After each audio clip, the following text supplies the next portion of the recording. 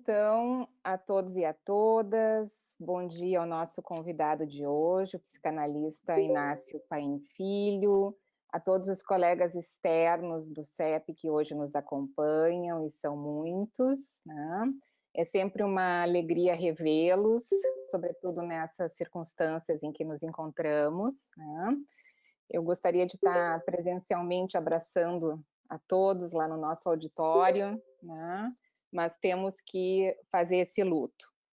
Felizmente, essa plataforma se transformou na nossa sede virtual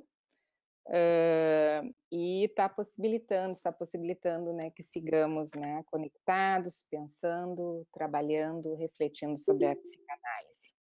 Hoje, nosso desafio é pensar o tema do racismo pelo prisma, pelo olhar da psicanálise.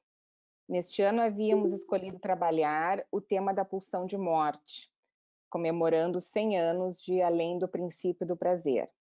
A pandemia nos obrigou a desviar de rota, como a todos, né? Obrigou as nossas vidas a desviar de rota, né? E nós, então, desde o início da pandemia, até bem recentemente, estávamos refletindo, né, sobre seus efeitos traumáticos e reais, né, em nossas vidas e nossa clínica, né?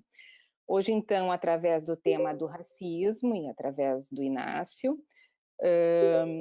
vamos, então, entrar, né, na temática também da pulsão de morte, né? O racismo que também recrudesceu nesse momento da pandemia, né, frente ao real da morte. A gente tem visto aumentar a desestruturação dos laços sociais, a intolerância e a destrutividade. Mas, como nos propõe o Inácio, né, o racismo é uma pandemia permanente. Então, através do racismo, o colega Inácio Paim Filho se propõe a dar início ao debate sobre a pulsão de morte, atualizando as categorias freudianas de destrutividade e mal-estar. Para os que não o conhecem, o psicanalista Inácio Paim Filho é psicanalista, negro, membro do Centro de Estudos Psicanalíticos de Porto Alegre e também da Sociedade Brasileira de Psicanálise de Porto Alegre. Hoje ele nos falará, então, sobre a pulsão de morte, 1920-2020, o racismo, uma pandemia permanente da e na humanidade. A palavra diretamente ao Inácio, então. Inácio, por favor, você pode dar início. Bom dia a todos, né? Como a Grace já dizia, que bom que a gente pudesse estar se vendo pessoalmente. Claro, temos vantagens e desvantagens. Temos a vantagem também de estar encontrando colegas por esse mundo virtual de várias regiões do Brasil aí, e que é uma oportunidade de começarmos a conversar de uma forma mais interativa, mais ampla. Antes de eu começar a falar exatamente, eu queria fazer um convite a vocês, um convite que eu penso que ele é um pré-requisito para a gente entrar no que em algum momento eu disse que essa temática ela é sensível, ela é espinhosa, densa, com toda a complexidade que o tema exige. Então, eu acho que seria um pré-requisito para a gente trabalhar essa questão do racismo, que todos nós nos propusesse a pensar que o racismo nos constitui. Então, é a partir do pressuposto do racismo que está implícito na estrutura psíquica de cada um de nós, que eu gostaria que vocês se dispusessem a me ouvir e a gente poder discutir a partir disso. Se tivermos esse pressuposto básico instalado, acho que a gente vai ter uma conversa mais produtiva. Bom, eu queria agradecer em especial a Grace, a diretoria científica do CEP, a diretoria como um todo, que, como a Grace falou, esse espaço tinha pensado no primeiro momento para que a gente pudesse trabalhar além do princípio do prazer, estava em voga toda a questão do além do princípio do prazer, da pulsão de morte, etc. E, evidentemente, a nossa jornada vai ficar a ser decidida numa data posterior em função de todos os acontecimentos. Nesse interim, surgiu, a partir de uma proposta minha que a Grace acolheu, que a gente conversasse pela primeira vez de forma, como estamos propondo, numa atividade mais ampla, o tema do racismo em nossa instituição. Né? Nós temos 36 anos de história, eu faço parte há 30 anos dessa história do CEP, e nós nunca trabalhamos esse tema dessa forma. Talvez em pequenos espaços. Uma observação. Em 2018, nós conversamos alguma coisa sobre rotas da escravidão, num momento breve. Mas nunca conversamos sobre o racismo, nunca nos ocupamos do racismo com toda a sua dramaticidade e o que ele implica em cada um de nós. Então, é um grande momento. Claro, se nunca nos ocupamos, não só nós enquanto instituição, mas o mundo psicanalítico de modo geral, se ocupa pouco desse tema nas instituições formadoras de psicanalista. Então, a gente tem um duplo aspecto. Não é só os psicanalistas escrevendo ou falando sobre racismo. É os psicanalistas escrevendo, falando, e os psicanalistas não se implicando dentro das instituições. Instituições que estão implicadas com a formação e com a transmissão dentro em psicanálise.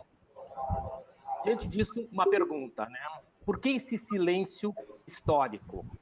Omissão, indiferença, conivência ou mais uma marca do racismo dentro das nossas analíticas? Então, a ideia é que a gente possa pensar como as instituições que nos albergam também o racismo nas suas mais diferentes matizes. Bom, nós teríamos que pensar assim, olha, eu tenho que dizer para vocês desde que lugar eu vou falar, né? Porque, na realidade, eu me meter com essa temática do racismo, ela implica eu dizer para vocês algumas coisas breves, né? Não é uma análise em público, mas algumas coisas pontuais para que a gente possa entender de onde eu parto e até onde eu posso acompanhar uma possível discussão. Tá? Eu vou me definir assim, olha, como talvez o representante de um típico negro assimilado integralmente à cultura branca. Não, então acho que eu estava falando desde que lugar eu iria falar, né? Porque desde que lugar de falar do racismo enquanto negro. E falava para vocês que eu vou falar desde o lugar de um negro assimilado ao mundo branco, ou que a Quilomba gosta de falar, ao mundo conceitual branco, né? Ou ainda o que a Neuza de Souza também diz, né? Talvez o perfil do negro em ascensão ao mundo cultural, filosófico dos homens brancos e das mulheres brancas, talvez desse universo. E que, evidentemente, nunca viveu grandes situações de marginalidade, vulnerabilidade, nunca fiz parte de grupos, de coletivos negros com as suas capacidades transformadoras. Talvez assim, o sujeito que viveu à margem desse mundo do qual todos nós fizemos a parte, nesse entre, tentando achar um espaço em um lugar. Como eu for me descobrir negro, no sentido do tornar-se, que a Neuza fala de forma brilhante, eu vou me descobrir negro depois de ter estado na África 2 anos atrás, que foi um marco importante. O que é se descobrir negro? Não é só saber negro enquanto cor da pele, ou do estereótipo físico. Isso eu sempre soube desde sempre. Mas saber-se negro constituindo uma história, uma herança, tudo isso vai se dar a partir daí a Cabo Verde, que eu comecei a ter a ousadia de me meter com a temática do racismo.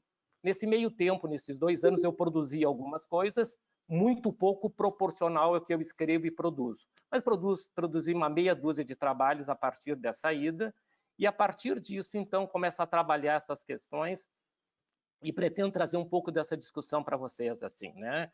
Então, dessa omissão do mundo psicanalítico de modo geral, né? E dessa omissão também minha, né? E das questões racistas que, evidentemente, perpassam também a minha estrutura e a minha história, que agora ela está em processo aí de transformação, em processo de questionamento, para poder fazer pensar isso que mobilizou todos vocês. Aí nós estamos aí com um número significativo de pessoas que se dispuseram nesse sábado de manhã a conversar sobre essas questões. Bom, para falar sobre isso, o que eu pensei que eu precisaria fazer? Eu pensei em dividir a minha fala talvez em 3 grandes segmentos. Eu preciso falar alguma coisa sobre racismo e escravidão, eu preciso falar sobre a psicanálise, os psicanalistas e o racismo, e eu preciso fazer algumas costuras com o Freud e vou lançar alguns aportes para a gente poder discutir do Fanon, da Quilomba e da Neuza Souza, que é essa psicanalista do Tornar-se Negro. E vou fazer algumas costuras com eles no final. Bom, vamos começar pela questão racismo e escravidão. Nós temos que partir de um equívoco teórico que a maioria de nós tem, como se a escravidão, agora foi a minha vez da minha fonte aqui, como se a escravidão fosse causa e racismo consequência. é um equívoco teórico, importante nós descobrirmos que o racismo foi inventado antes da escravidão. A escravidão vai ser consequência. Diríamos assim que o racismo, de uma forma sucinta e muito breve, e não sou historiador, mas para que a gente possa ter um fio associativo, nós podemos ter claro que o racismo ele vai surgir com o Renascimento. O que acontece no Renascimento, como nós sabemos? No Renascimento, o homem torna-se o centro da criação. O homem tornando-se o centro da criação, quem é esse homem? Esse homem é o homem europeu, com seu protótipo do homem branco europeu. Isso século XV, século XIV, século XV. Entre o século XV e século XVI e XVII, surge o Iluminismo. Bom, aí no Iluminismo, nós vamos ter o grande momento e a grande fundamentação teórica de grandes pensadores que vão sustentar o racismo como uma questão fundamental, porque o homem branco europeu passa a ser o protótipo da normalidade do humano. É disso que se trata. É esse homem que começa a ser postulado com um ideal de brancura. Se nós estivéssemos teorizando isso, nós diríamos: o homem europeu se coloca no lugar do eu ideal. É esse eu ideal que vai perpassar toda a questão que esse homem, quando ele chegar no continente africano, é desde esse lugar que ele vai, né? Então, e tão marcante esse ideário e tão impactante é a gente encontrar grandes pensadores, caros à psicanálise, inclusive racistas.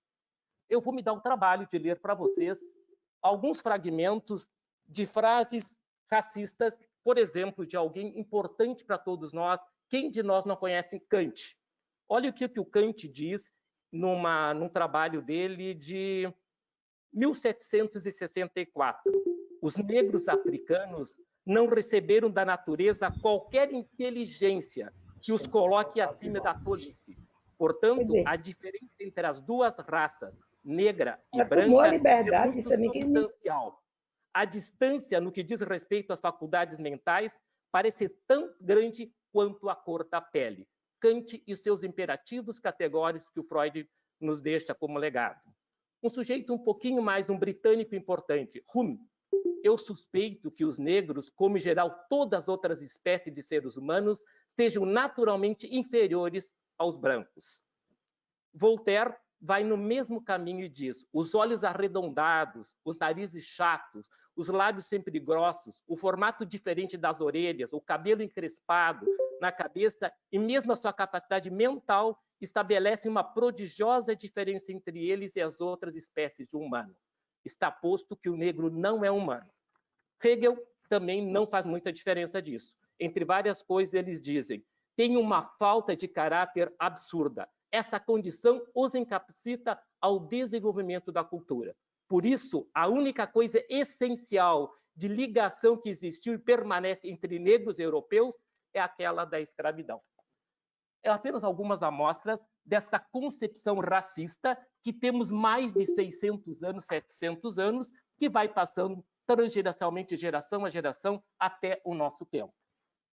Então, porque assim, agora o primeiro sujeito que vai se dar conta da importância dessa lógica racista, escravagista, e evidentemente, porque lembre, quando o europeu chega na Europa e na África, no continente africano, não só ele vai então começar toda a questão da escravidão, todo o processo mercantilista, capitalista, daí sabemos, capitalismo, escravidão e servidão, de 1500 a 2020, a nossa história. O capitalismo ele vai estar gestado pelo racismo e pela escravidão nas suas mais variadas dimensões e desdobramentos socioculturais. Bom, quando ele chega no continente africano, além de toda essa questão, ele tem o seu ideal para sustentar a sua questão do seu ideal de brancura. Ele encontra o contraponto que ele precisava para tornar o branco a idealização plena. Ao negro que ele encontra no continente, bom, esse negro agora vai me servir como a eterna questão desse outro que vai ser depositário, nós sabemos, de todas as mazelas da história da humanidade.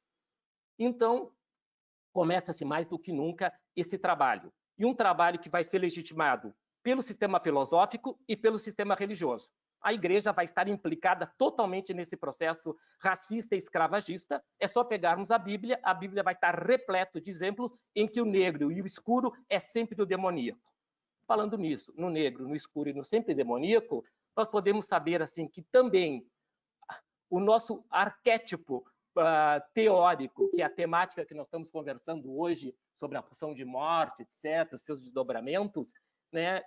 Podemos fazer uma pergunta para discutir depois, né? Será que justamente é esse o lugar, né? Será que a pulsão de morte ela fica identificada com o negro e a libido com o branco? Será que é por isso que a pulsão de morte tem lá pelas tantas a mesma aversão que o negro acaba sofrendo nesse mundo que nós estamos conversando com suas dimensões? Então parece que tem algo aí nesse desgarrado que é colocado, que é posto sobre o homem negro, né, o povo negro, que vai tendo esses desdobramentos todos. Eu queria também citar a importância que essa questão toda que a gente está falando, racismo, escravidão, a preponderância do racismo, o desdobramento da escravidão, isso começa a ser pensado de forma mais contundente só na metade do século XX. A partir de 1944, 45, né, tem um sujeito um caribenho, Eric Willens, ele é o sujeito que vai pela primeira vez teorizar como historiador essa antecedência racista, que é um fato único. Lembrem, não entre naquela massa que a escravidão sempre existiu. Sim, a escravidão ela faz parte da história da humanidade, mas pela primeira e única vez na história da humanidade, alguém é escravizado em cima de uma ideologia de cor e de corpo. Né? Lembre que ser negro é carregar uma dupla face, carregar a cor da pele e o protótipo físico que caracteriza os descendentes afro-brasileiros, os negros africanos, etc. Então, essa ideologia do corpo e da cor, isso foi inventado pelo homem branco europeu com seus desdobramentos até hoje. Se eu fizesse um link rápido do Além do Princípio do Prazer, Além do Princípio do Prazer, texto clássico, objeto também da nossa discussão, eu quero pegar uma frase do Além do Princípio do Prazer. A frase está lá no capítulo 3 do Além do Princípio do Prazer, quando Freud, um pouquinho antes do Freud adentrar e nomear a pulsão de morte. Ele vem conversando sobre o inorgânico, o que volta, o que não volta, por onde andamos. Lá na metade, para o final do capítulo 3, ele diz que ele vai se ocupar de um fato novo, impressionante e até então não visto sobre essa ótica. Ele vai se ocupar da compulsão à repetição, do que nunca foi prazeroso em nenhum momento da história do sujeito. Ele se pergunta que compulsão é essa que rompe com toda a lógica freudiana até então, que era prazeroso para uma instância, desprazeroso para o outro. Foi prazeroso na fase oral e deixou de ser prazeroso depois. A persistência está o patológico. Ele diz, não, tem algo que nunca foi prazeroso em nenhum momento da história do sujeito. Pergunta, se o racismo não foi prazeroso em nenhum momento da história do sujeito negro, foi prazeroso para quem? Para o povo branco. O povo branco inventou, proliferou e fez toda a manutenção do racismo de 1500, que nos interessa especialmente, a 2020. Então, tem uma responsabilidade que o povo branco vai ter que tomar para si. A partir dessa responsabilidade, vamos ter que pensar no destino dessa questão. Isso é tão dramático que, em pleno 2020, no Brasil se discuta a questão das cotas. Isso é de uma agressão e de uma irresponsabilidade absurda. É o mínimo que se fez para o resgate de uma dívida histórica que ela é irresgatável. Mas essas discussões ainda permeiam no nosso meio, que é a impossibilidade de uma responsabilidade transformadora. Sem essa responsabilidade, não vai haver transformações significativas que façam diferença na história da humanidade. Essa pandemia vai seguir. Eu digo que nós estamos numa pandemia vivendo um momento endêmico. Endêmico por um momento de ruptura. E essa ruptura está nos permitindo, inclusive, ter essa atividade de hoje pela manhã. Uma atividade hoje na manhã com 150, 170 colegas, a mim me desperta muita questão, me deixa muito emocionado que nós tenhamos tanta disponibilidade de pensar no racista que nos habita.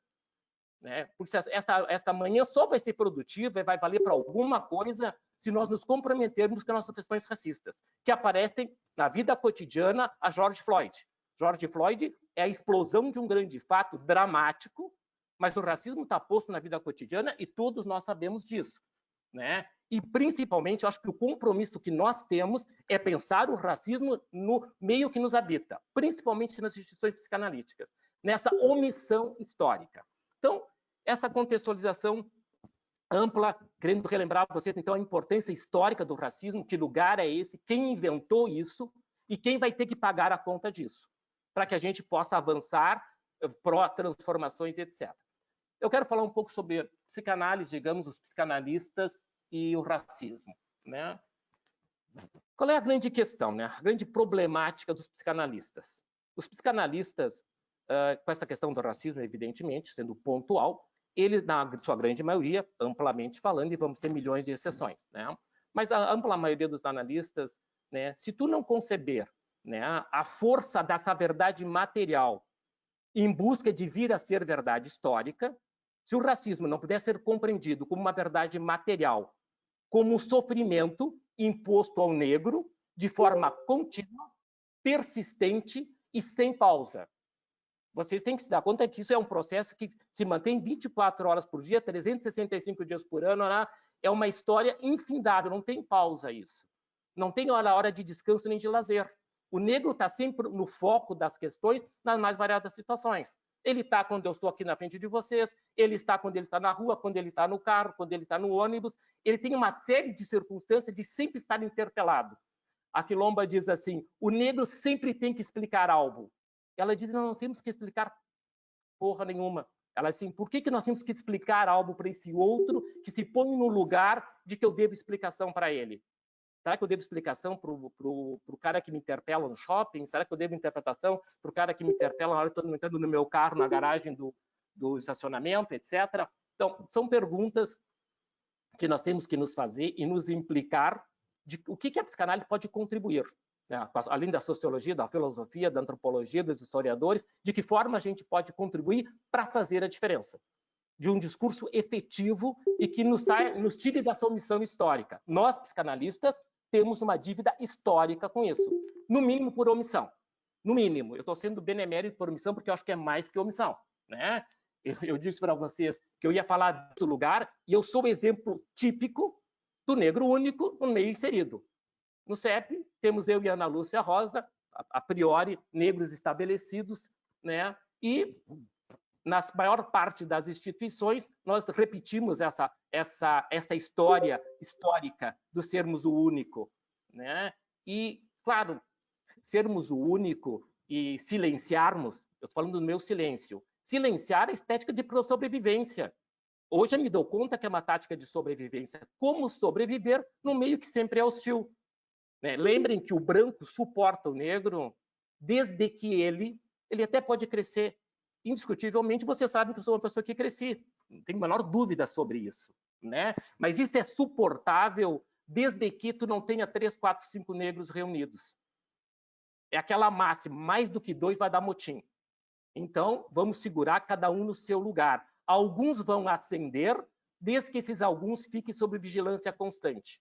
Esse é o fato estabelecido. Né? Eu ocupo lugares, tenho reconhecimento, devo muito à psicanálise, às coisas que conquistei, mas sei que tem toda uma limitação, que é nós perguntamos, bom, mas por quê? Por que seguimos nesse padrão, que talvez Rio e São Paulo diminuam um pouco, mas os números não variam muito? Bom, se os psicanalistas não conseguem trabalhar com essa verdade material, brutal, do racismo, e ficarem como normalmente ficam, e todos os autores de Fanon, Quilomba, estou citando, e a Neuza, todos eles têm um mote em comum. O que eles têm em comum? Eles dizem que racismo não é um problema individual e não é patológico. Racismo é um problema coletivo. Racismo é um problema, a Quilomba ela é enfática, racismo é um problema do povo branco. Ele inventou isso, ele vai ter que dar conta. É desde esse lugar que o negro vai ter que cobrar isso. Vai ter que cobrar. Como vamos fazer? A pergunta é ampla e ninguém tem a resposta. Mas que tem que ter cobrança e que tem que ter responsabilidade, sim. Bom, então, se os psicanalistas, ao ficarem nas suas clínicas e ao receberem os negros nos seus consultórios, não puderem contemplar que essa verdade os perpassa no dia a dia, bom, então nós diríamos assim, que quando Freud avançou, ele fez a segunda tópica, e a segunda tópica nós sabemos que além da ruptura, além do princípio do prazer, com a pulsão de morte, com a segunda tópica, o Freud retoma a importância do trauma. Ele retoma a questão do trauma, ele retoma, digamos, a realidade externa como uma quarta instância, Então, ele retoma uma série de coisas importantes, inclusive toda a teoria freudiana, de totem a tabu, pegando totem e tabu como uma referência primeira que vai estruturar todo um pensar freudiano sobre a questão da cultura. Totem e tabu é toda a concepção edípica freudiana construindo o sujeito e a cultura. Como é que isso se interrelaciona? É a nossa discussão, né? Para mim é muito claro que na nossa triangulação edípica nós temos um quarto elemento, é o racismo. Nós temos Édipo, Jocasta, Laio e temos um quarto que é o racismo, e esses 4 elementos nós vamos ter que nos virar com ele. O racismo não é um evento, o racismo, né, usando o termo que está mais do que ventilado, do Silvio de Almeida, extremamente importante, o racismo estrutural, né, em termos da cultura, e o racismo estruturando o psiquismo. Então, o racismo estrutura o psiquismo da cultura brasileira indiscutivelmente. Nem vamos entrar na cultura americana, etc., talvez seja muito mais do que a gente possa dar conta, mas do que a gente possa falar. Então, tem um quarto elemento, e esse quarto elemento é o racismo. Essa vivência traumática que está posta desde sempre. Dentro da família edípica negra, enquanto tendo que dar conta disso, e dentro da família edípica branca, porque a família edípica branca, que tem que sustentar o eu ideal, ela vai ter que sustentar que esse sujeito veja nesse outro o negro, o racista, e alguém que vai ter que ocupar o lugar da segunda linha, né? Desse sujeito que até pode, mas tem que ficar naquele lugar porque tem uma hierarquia de lugares.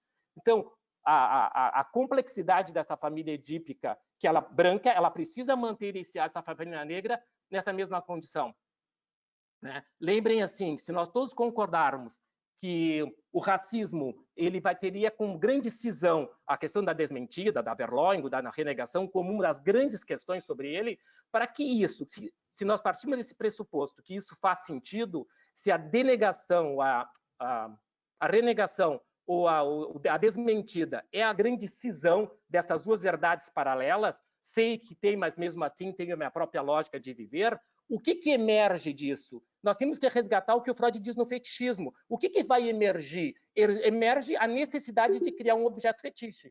Que objeto fetiche foi criado pelo branco? O objeto fetiche da brancura. A brancura é um ideal que está posto ali para suturar a marca da falta. E o negro tem que sustentar a brancura como ideal para si, é o que o Fanon vai dizer. Por que máscaras brancas? Porque se eu me embranquecer, eu vou me aproximar daquele ideal possível, que eu nunca vou me aproximar, mas que tem esse link desse objeto fetiche. Esse objeto fetiche se chama brancura. E esse objeto fetiche é o que está posto nesse contexto e que é o que tem que entrar em questionamento, em ruptura, para que venha surgir algo passível de destronar esse lugar. Isso que eu dizia em algum momento. Esse é o lugar do pai da horda. Esse é o lugar do pai da horda que o racismo inventou e está posto nesse lugar. Então, é esse ser totêmico, né? Esse pai primevo, com toda a sua plenitude narcísica, né? Que é reeditado nessas cenas racistas nos seus mais variados contornos. Eu não sei quanto tempo eu tenho, ainda, Grace, aí que tô...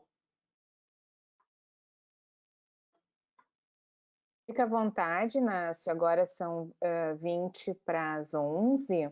Nós tivemos aquela interrupção em função dos microfones. Fica bem à vontade. Nós vamos trabalhar até o meio-dia, temos bastante tempo.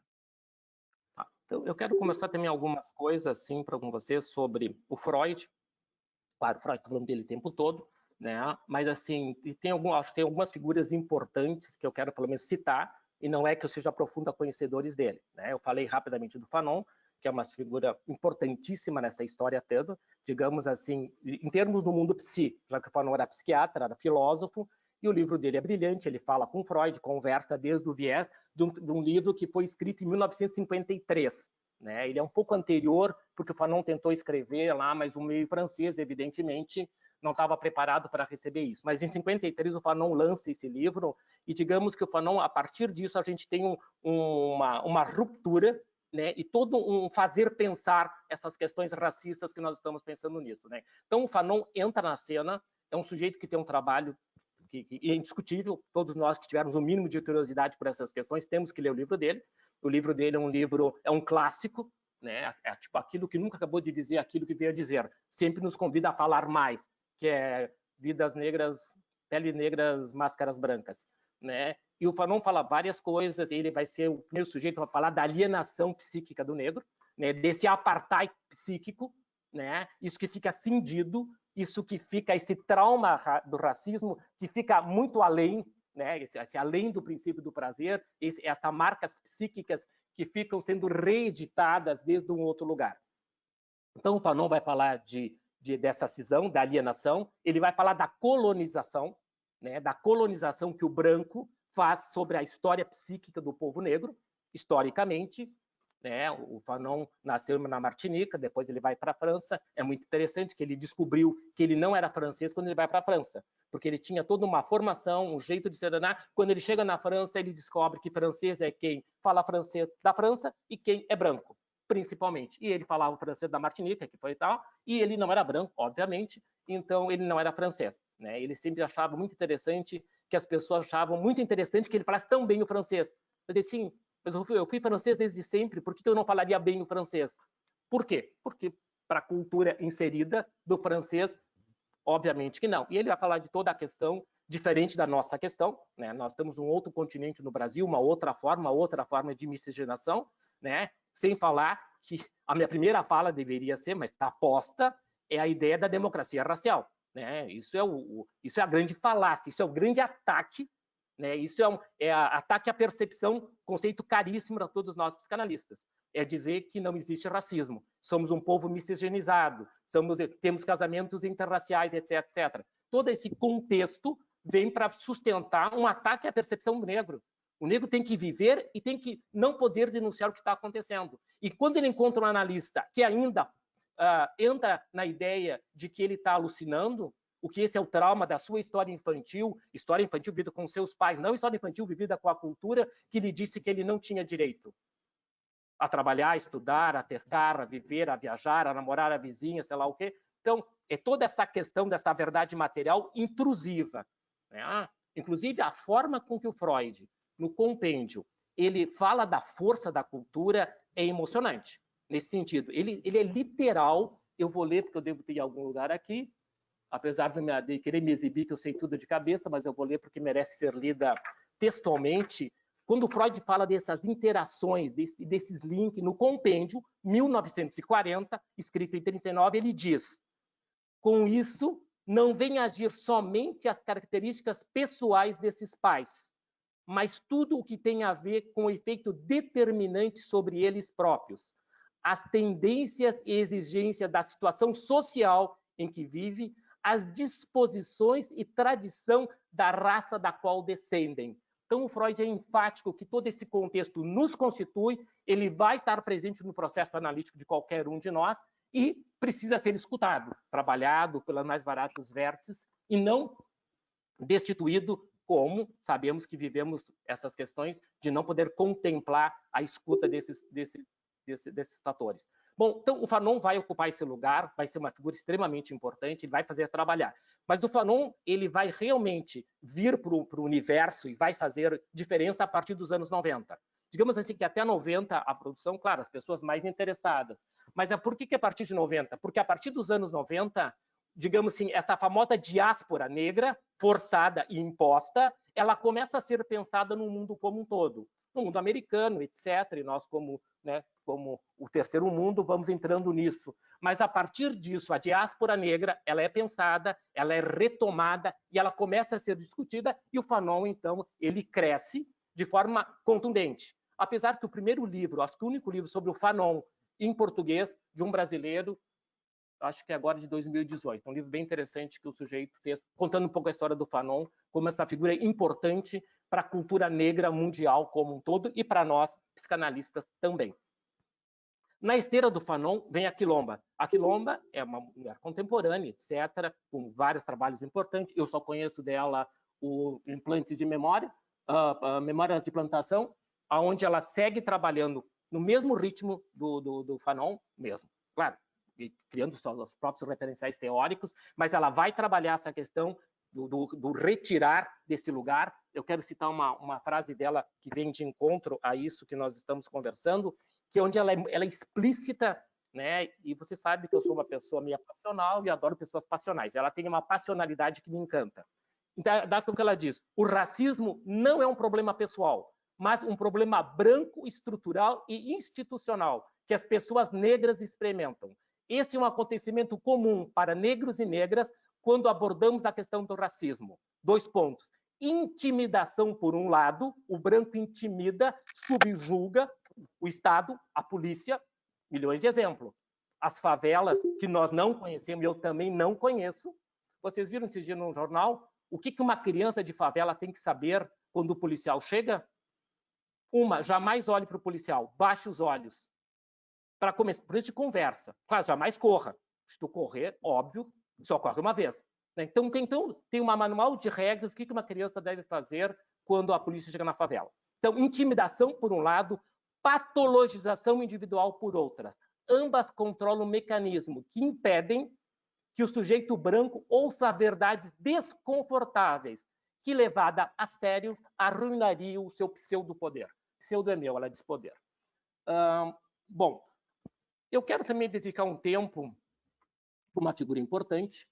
Eu acho que a gente é muito pouco grato à nossa própria história, né? E uma das figuras importantes quando se fala de racismo, indiscutivelmente, é Neuza de Souza. A Neuza de Souza é uma médica, psiquiatra, psicanalista. Ela é uma pioneira em termos de Brasil, né? Em 1983, ela escreveu esse célebre livro, Tornar-se Negro, né? Esse livro dela é uma preciosidade. Essa mulher corajosa, né? Diga-se passagem que eu diria assim que as mulheres negras são extremamente corajosas, talvez muito mais que os homens negros, mas as mulheres negras têm uma fibra e uma capacidade de determinação e de sobrevivência. Diríamos nós, homens negros, nós devemos muito a elas termos sobrevivido, né? Eu devo em especial. Eu tive mulheres sempre muito importantes na minha vida. Tive 2 irmãs fantásticas, tive minha mãe, tive minha mulher. São pessoas assim que me libidinizaram o suficiente para fazer essa série de coisas que vocês estão acompanhando em parte por aí. Então, teve figuras extremamente importantes, mas essas mulheres negras, de uma garra, de uma determinação, de uma necessidade de sobrevivência, de desejo que esses filhos pudessem ocupar outros lugares. Então, a Neuza ela vai escrever esse livro, Tornar-se Negro. É uma pesquisa que ela faz com 10 casos que ela usa, especificamente de negros em ascensão. E como é que esses negros, quando ascendem, como é que eles vão lidando quando eles entram nesse mundo que a priori não lhes pertence, já que a grande maioria da população negra ou vem da classe média baixa ou das favelas, né? Hoje em dia é um pouco diferente, porque evidentemente alguns contornos vão mudando, mas a maior parte dos contornos não mudam. Então a Neuza vai escrever esse trabalho. Ela tem um prefácio que é do Jurandir Freire, que também é um prefácio que está belíssimo, que ele escreve em 82, né? E o Jurandir chega a comparar em algum momento ela e o Fanon. Ele diria assim, olha, o Fanon, na sua época, disse, escuta, branco, o que eu estou te dizendo. E ele diria que a Neuza estaria dizendo para nós, escuta, psicanalista, o que está acontecendo. E nós ainda não escutamos. 83, nós estamos em 2020. O que a Neuza disse lá em 1983, desse racismo estrutural, da vivência racista, do sofrimento de um povo, de um sofrimento coletivo, de um sofrimento que isso que ela estava no Rio de Janeiro, né, com toda uma história do Rio de Janeiro, com todas as questões importantes de uma colonização muito mais afrodescendente que o sul do país, né? Vocês sabem todos que eu nasci em Caxias, no meio de uma colônia tipicamente italiana, né? E eu sempre conto das minhas colegas cepianas que quando eu cheguei no CEP, as minhas colegas que são da mesma geração, um dia me perguntaram, como tu mora em Caxias se nós nunca te conhecemos? Quando eu olhei para elas, eu pensei assim, ou elas estão brincando comigo, ou elas não sabem o que elas estão perguntando, né? Óbvio que nós vivíamos em mundos diferentes, em mundos que não se encontravam. Eu morava em Caxias, num bairro de classe média baixa, na escola pública, eu vivia a vida inteira. E a maioria das minhas colegas é da classe média alta ou classe alta de um outro universo. Mas quando me perguntaram onde é que eu andava, o próprio estranho, sinistro onde eu andava. Eu andava na minha vida, nas minhas coisas. Mas é uma amostra desses mundos diferentes, evidentemente, né? E desse sistema de contenção, né? Porque as famílias negras, no meio das famílias brancas, nós nos organizamos com uma forma de contenção, sabendo sempre sermos negros, e aí é aquilo que os autores dizem, né?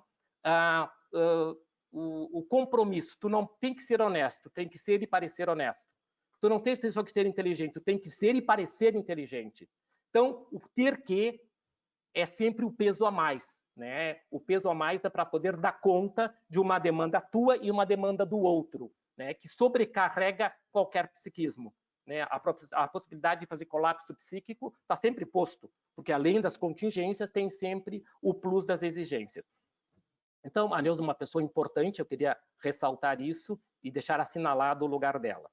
E como eu quero também poder ouvir vocês, e queria também deixar 2 assinalamentos importantes, que são quais 2 assinalamentos, assim, em termos históricos, né?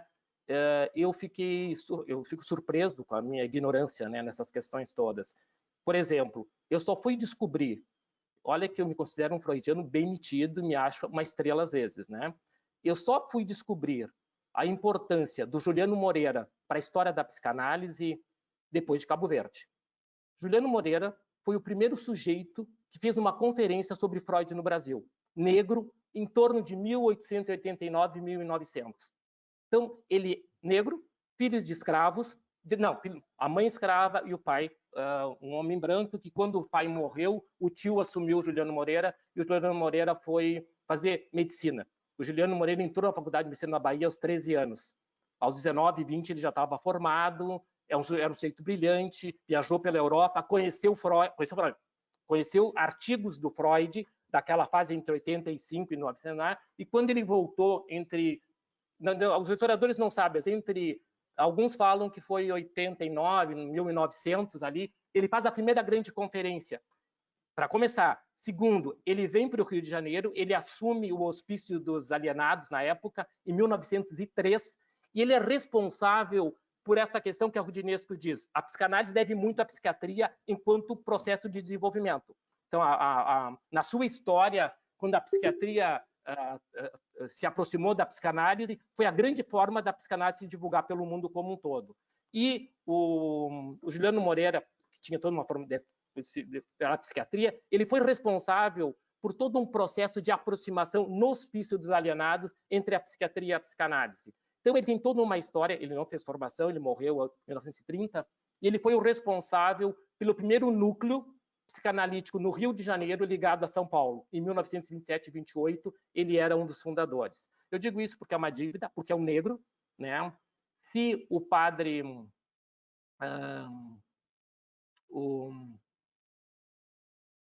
diz que o Brasil tem o seu corpo na América e a alma na África, nós temos que questionar se a psicanálise brasileira também não tem a sua alma na África, né? Porque o Juliano Moreira foi uma figura importante. Se um dia vocês tiverem tempo, tem alguns trabalhos publicados de trabalhos clínicos deles, trabalhando com alguns pacientes do hospício pelo viés da psicanálise freudiana, é bem importante. De um outro lado,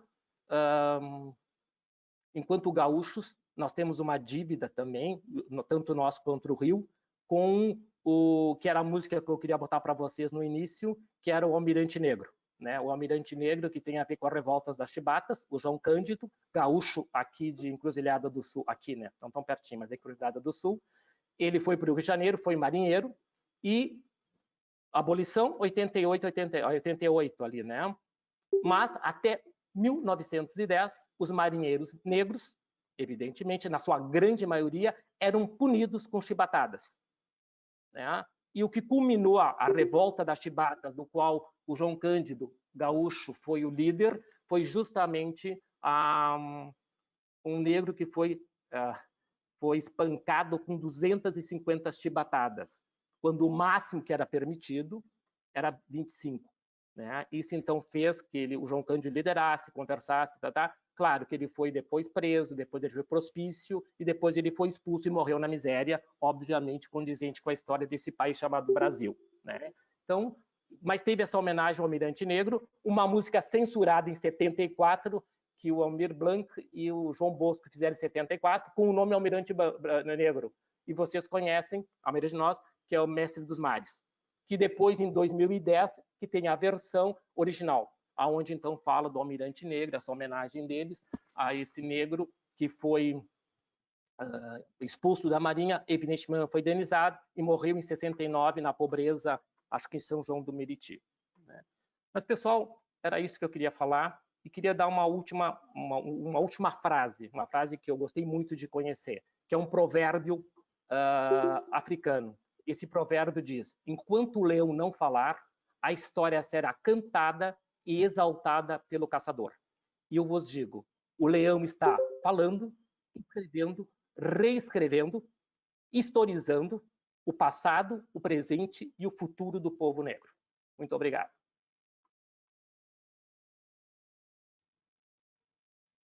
Bravo!